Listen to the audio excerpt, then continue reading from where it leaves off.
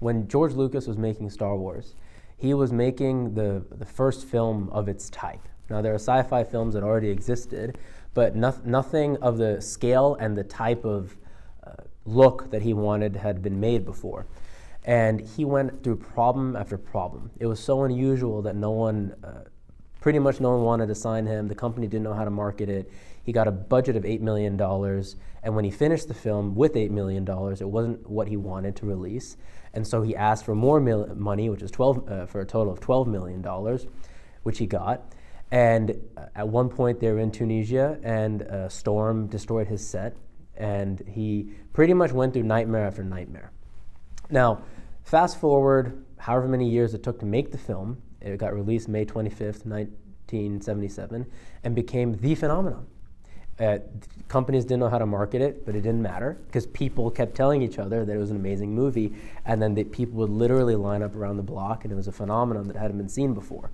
Now, notice as well that despite all of these problems and people telling him to do things a different way, him not having enough money, every single piece ended up working.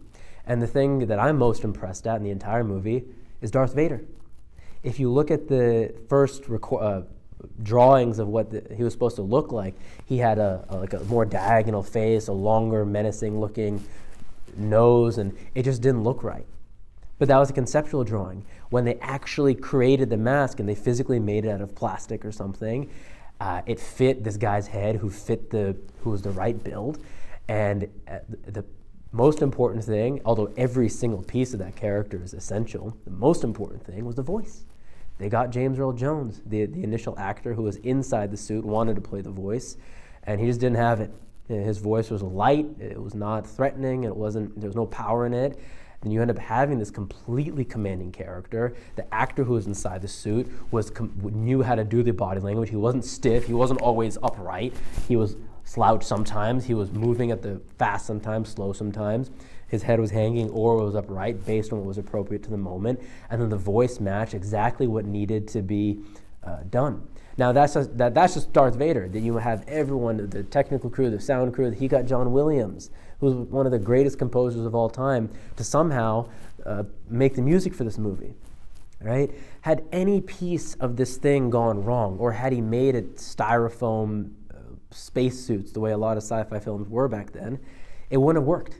It just wouldn't have been good. Had he stopped at the $8 million cut, it wouldn't have been a great movie, and the company would have got no return on their investment. They put $4 million extra, and if my numbers are correct, at one point, 20th Century Fox was making $1 million profit per day on that film.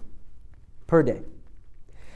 And it's because George Lucas kept on persevering. He had the dream, he had the vision, and he kept on going with it.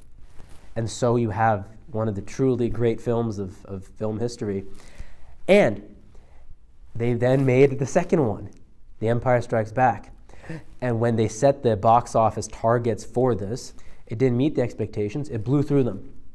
And that second film is my favorite film of all the Star Wars films, and I don't think they're going to top that at any point. They made an even better movie that time. And it's because of the perseverance and vision that George Lucas had for the first one. And where he lacked in certain elements, he was good at making concepts, maybe he was good at writing, maybe he was good at directing. He did what he was good at, and then every other piece played in to make this completely amazing movie.